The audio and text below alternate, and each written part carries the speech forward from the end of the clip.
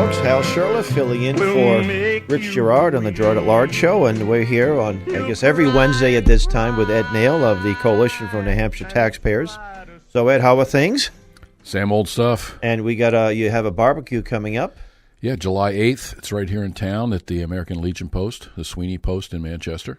And people from noon to 3. Noon to 3. And you get tickets on cnht.org. And I'm the keynote speaker. Yes, and I think you're going to give me about 25 minutes. If you start to get boring, I'm going to get a hook. I don't. I tell you what, when people start nodding off and falling asleep, that's when I realize it's time to stop speaking. But actually, my topic will be the dangers of an Article 5 convention. And thankfully, the state of the New Hampshire Great and General Court, I guess the House, they tabled the two resolutions that were calling, or an application. It was HCR 5 and 7. One was a left-wing version, one was a right-wing version.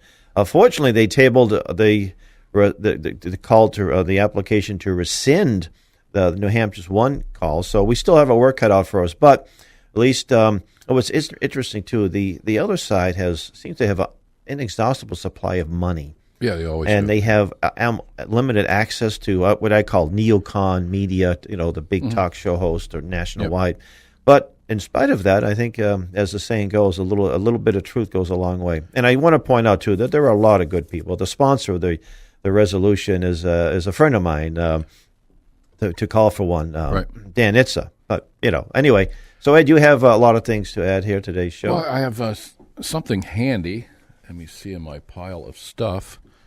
I have a young man. I've talked about this before. Is Andrew J. Spiles of Virginia, and Andrew was just pled guilty to registering dead people in Virginia on behalf of Harrisonburg Votes, which is a local Democrat group, and they were sending their voter registrations down to D.C.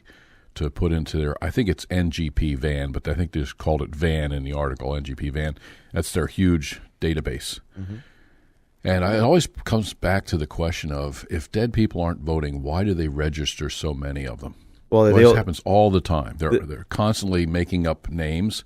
This particular guy, Andrew J. Spiles, whose career is now ruined. Mm-hmm. He was investigated by the FBI. He's going to spend 100 to 120 days in jail. So he was investigated in Virginia by the FBI, not by the Attorney General in Virginia, who's a left-wing Democrat, who won by something like 300 votes or something. Very close, yeah. Yeah, very, very close election in Virginia, where we know there's 1,500 people from out of state voting there.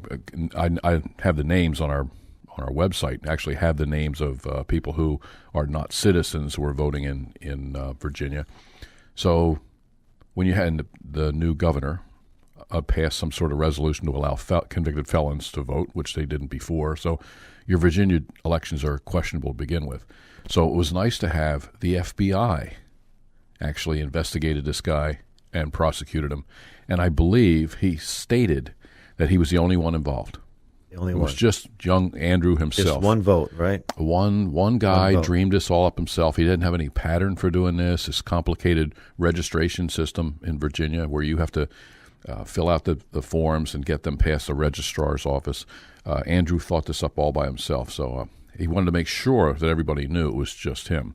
So I think that's why he might be spending 100 to 120 days instead of just let him go with an apology, a little fine, or something. Like I won't do this again, like they normally do. Well, it's interesting that Donald Trump has said that he won the popular vote. At least that's been tossed out. But and I remember hearing people say, in order to win the election, he had to have at least 15% margin because there's so much voter fraud, and of course some of it's hard to prove. But I know Merrimack, New Hampshire, I think it's the largest polling that there's only one in the whole.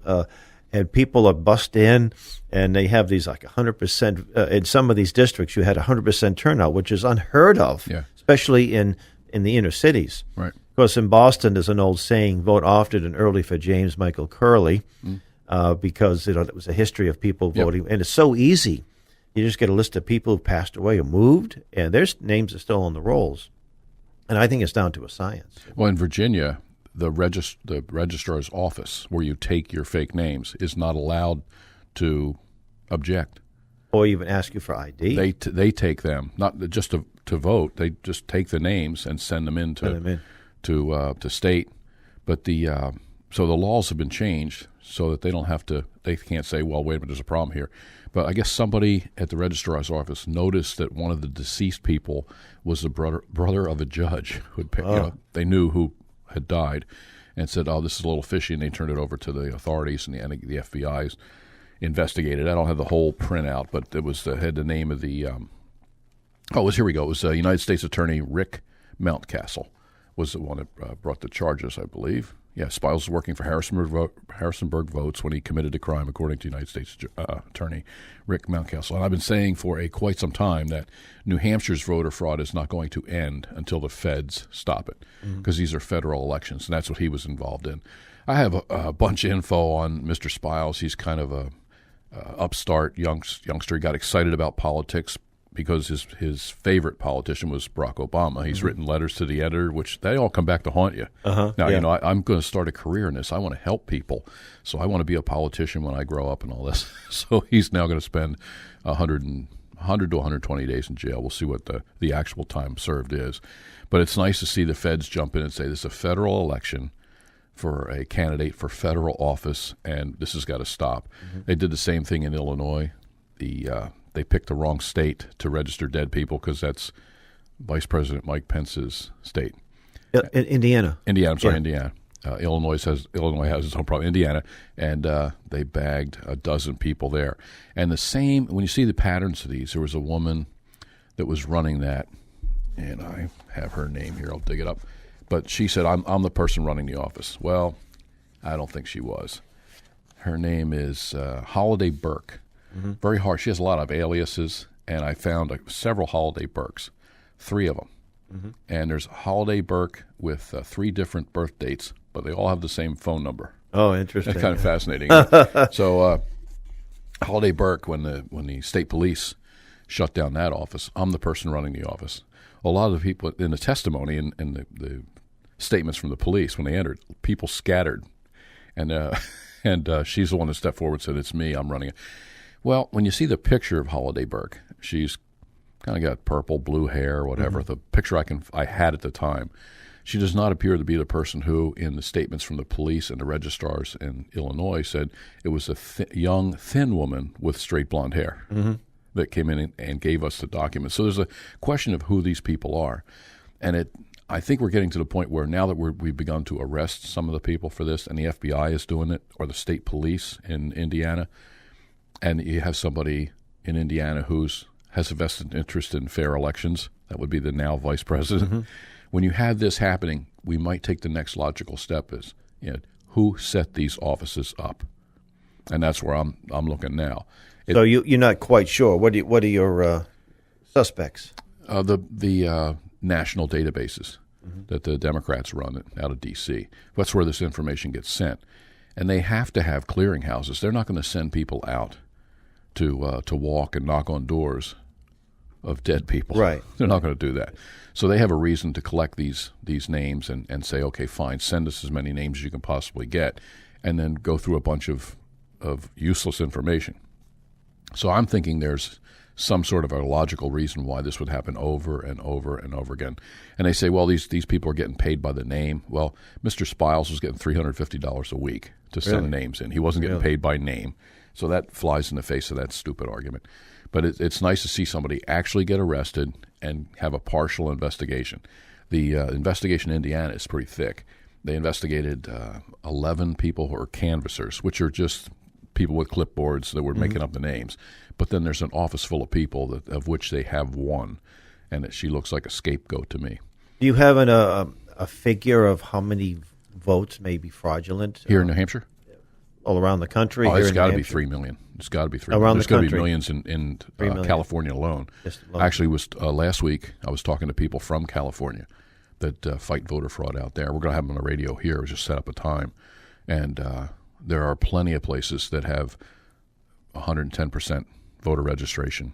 Yeah. And they're supposed to clean up their voter rolls. And you find people on there 10, 12 years after they've died and they're still on the voter rolls. There's only one reason to have that. There's excuses, like we don't have enough money to keep this clean.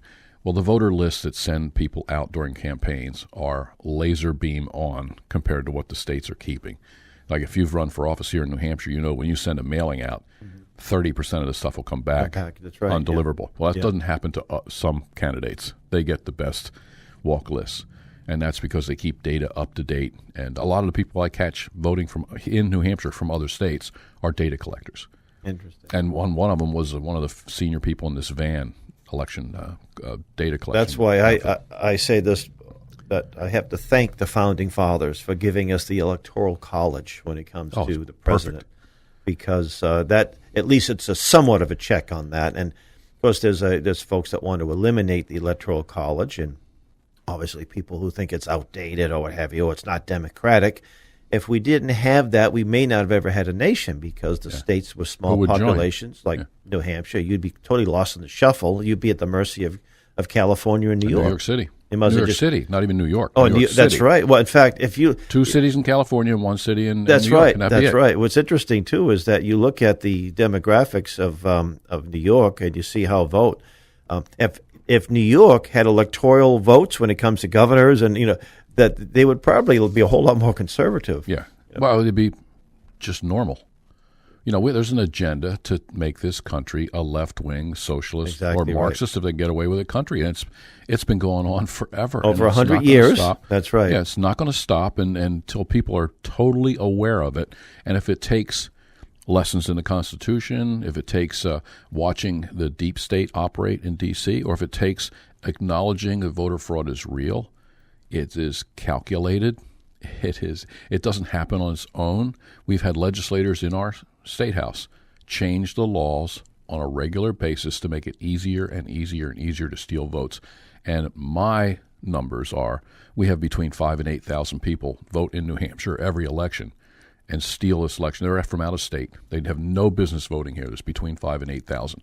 And if the AG's office or the Secretary of State would like to argue about that number, I have data to back me up. Now, you're talking about statewide offices or state reps, state senators, or here in New Hampshire, the crown jewel is the primary, and our 4 federal offices. There's 2 senators and 2 congressmen. Okay, yeah. That's the crown jewel. If they can get the governor's race, then that's fine. But to get people from out of state to be interested in stealing elections here, they're not coming here to vote for a state house or well, state I know. senator. I have a few people I've met over the years that was a recent election. Where was it? The election in congressional election in Georgia. Yeah. Well, Soros had invested a lot of money. Yeah, he lost it too. And still lost it. And there was a lady that ran for a state seat in New York, and a friend of mine lived in this area of Dwaynesburg. He said that Soros's son and Soros had bankrolled. This is just one little state rep, and at tune of like $500,000, some ridiculous, and still lost, by the way. Isn't that fabulous? We want to make investing in liberal candidates in losing liberal candidates a growth industry. We want Soros to spend all of his money working on. It just proves you that sometimes big money in politics doesn't always win. Just like the New York Yankees don't always win the World Series, but they came with the biggest payroll. When you talk to people from California, a lot of people say California is a lost state. Mm-hmm. You can't win it back. Well, once you have a state like California with all the billionaires out there, and they know that their election's already decided, the Democrats pick their candidate, and that's who's going to win. They start investing their money in Virginia, New Hampshire, New York, and Georgia. You see that money leaving those billionaires on the West Coast and the East Coast in the large cities, and they're investing in our state. They want to steal our seats. And the people we have sent to D.C. to represent New Hampshire are not reflective of New Hampshire values. If you look at the New Hampshire legislature, that's right. It is